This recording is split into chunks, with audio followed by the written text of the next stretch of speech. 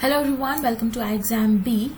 Now in this video we are going to discuss important questions related to macroeconomics for the phase 2 examination. Now as you are aware, the exam is going to be held on September 2 for RBI DEPR, and there will be two papers of this examination. Phase 2 comprises of two papers, and each of these two papers will have two modules. So there in all you have to prepare these four modules: macroeconomics, quantitative methods, and Indian economy, and all these four modules carry equal weightage. So you should devote, or you should make your study plan accordingly, that you are giving equal time to each of these modules, and because they carry equal weightage, so no point reading up more on Indian economy or economic survey or budget. Ideally, you should try to give equal time to each of these modules, because at times students tend to do that. So that is one thing. Now let's discuss some questions which are important for macroeconomics. So this particular question related to Mundell-Fleming model, this has been continuously asked in so many past year examinations, and you should be aware about all the different cases. So this question says that with perfect capital mobility, you have to show, like, under fixed exchange rate regime, which of the policy would be effective, fiscal or monetary.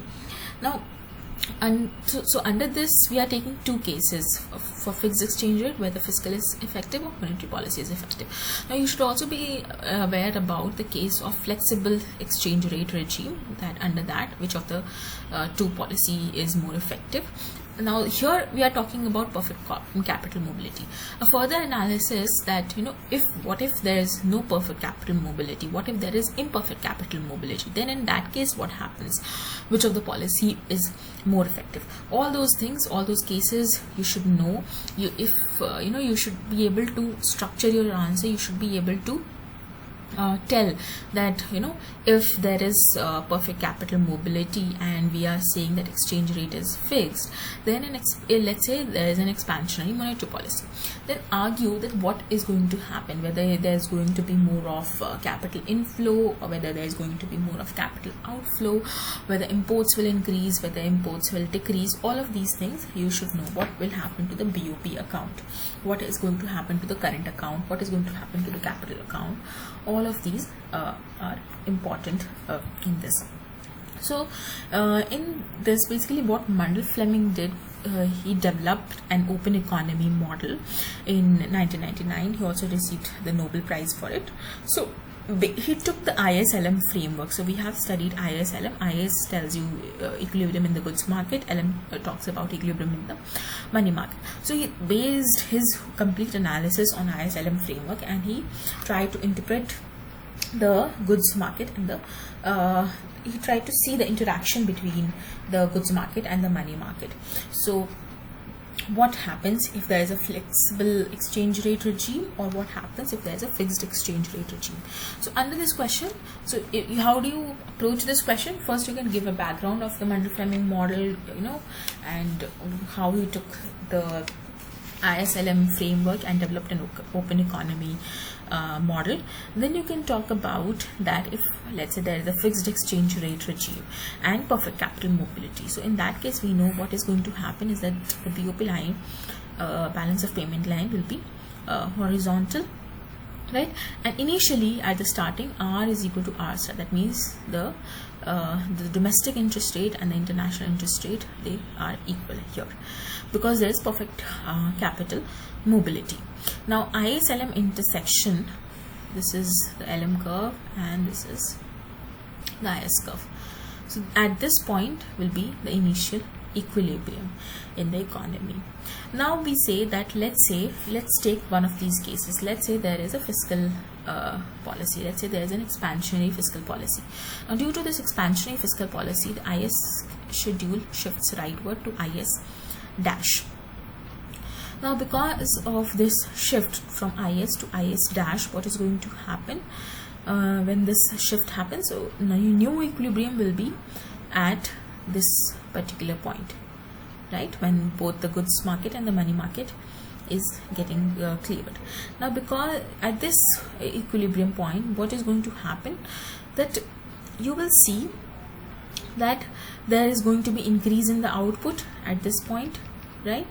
From this, let's say this is the Y star level and this is the Y1 level. So initially there's going to be an increase in the output and there's going to be an increase in the interest rate, right? Both of these are going to increase. So what this implies is that domestic interest rate will now be greater than the international interest rate. Because this is the case, there is going to be what? There is going to be capital inflow. More and more people will prefer to invest in the domestic economy. So because why? Because they are getting high rate of return. So that's why there's going to be capital inflow. As a result, there's going to be capital account surplus in the economy, right? And when income is increasing, what it means is that it also implies that there is going to be an increase in the import demand. Okay, so as a result, you may see a current account deficit. Now, normally we say that the amount of capital account surplus will be much higher than this current account deficit. So we say that there is going to be a BOP surplus in the economy. So BOP surplus, or more basically dollar or foreign currency, we are saying more dollar will be coming in. So value of the dollar is going to fall and the value of the rupee is going to increase. That is, there's going to be revaluation in the economy, right? Because the value of rupee is increasing, so there will be revaluation. Now, as a result, what the central bank or the RBI will do, it will now come in picture and it is going to buy the dollar and sell rupee, right? Buy dollar and sell rupee. So as a result, now LM curve will shift. Now till where? Until it reaches this particular point. Okay, and R is E now again equal to R star. So it will come to this particular point. Now new equilibrium will be E1 star, where R and R star are equal and no more capital inflow is possible. So because of perfect capital mobility, all this mechanism happens, and you have a surplus in the economy initially, but then RBI intervenes to restore this, okay, and restore the imbalance, and R, the domestic interest rate, ultimately becomes equal to the international market interest rate. So essentially what it means is that, what is the ultimate result? That ultimately the output is going to rise from Y star to this level. So fiscal policy is fully effective under the fixed exchange rate regime. Okay, why it is fully effective? Because it is successful in increasing the total output or income in the economy. Similarly, you have to discuss about what happens if initially there is a monetary policy. You can take the case of an expansionary monetary policy or a contractionary monetary policy. Either ways you can explain in this question. So when you are practicing answer writing, if you come across any such questions, you should try to write an answer for this, and also try to structure your answer for a similar other cases also, so that way you're prepared to, whatever comes in the examination, you're well prepared and you're able to write the answer. Alright, so this is what you have to explain in this. Now let's discuss some more questions. So explain balanced and unbalanced growth theory. Now growth theories are important. All the growth and development theories are important. Since RBI has not specified which of the growth theories you need to prepare, you can take the Indian Economic Service syllabus as the base to prepare the different important growth theories and growth development theories also. Both of them would be important here. So, and whenever you're preparing any theory, try to prepare also the Indian context version of that theory. So what I mean by that is that, for instance, there have been questions in the past about Harris-Todaro model, and they have asked you the implication of this theory in the Indian context. Similarly, you should know the Harris-Todaro model and how it is relevant in the Indian economy, whether there are any empirical evidence that suggests this happened. Okay, So all of that you should prepare accordingly. Now in this question you have to explain the balanced and unbalanced growth theory. So the main idea of balanced growth theory, first you can open this answer by who gave these two theories, balanced and unbalanced growth theory. Then you can talk about that the main idea of balanced growth theory was that there should be development in all the sectors simultaneously. That's what the balanced growth theory is. So that as a result there will be growth and development happening in the entire economy. But unbalanced growth theory talks about that only some of the sectors drive growth in the economy. So there is going to be growth and development in only the selective sectors. Not all the sectors are growing simultaneously as per the unbalanced growth theory for economic growth and development. So this is the main idea that you have to explain. Then you can also talk about the limitations of these two theories. Okay, so that's how you structure the answer. Now some of the important questions from this portion macroeconomics that have appeared in the previous year questions is you should also be practicing numerical type of questions. So ISLM numerical question have appeared in the previous examination. Short notes on poverty, Krugman model, inverted U hypothesis, all these were there in the last year paper. Then Mundell-Fleming model we have seen in 2021 there was a question on Mundell-Fleming model.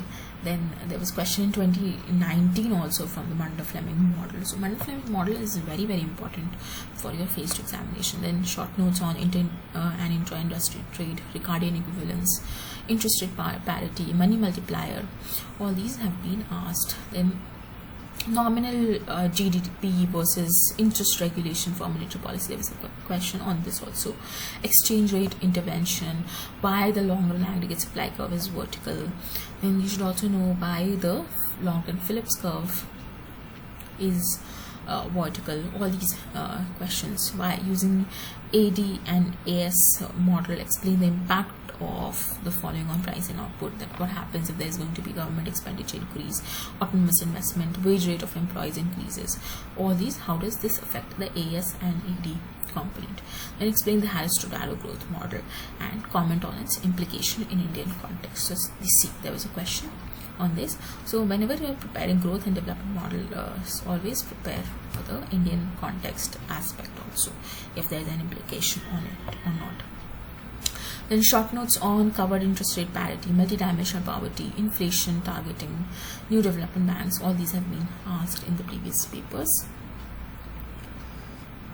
Then effective tariff and non-tariff barrier on trade. Then 3 types of non-tariff barrier, all these have been asked. So you will also find the 100 important questions PDF in the link of this particular video. You can check it out, and we are providing a phase 2 course to assist your preparation. If you like, you can check it out. We have 10 mock tests for it and some 10 live sessions also.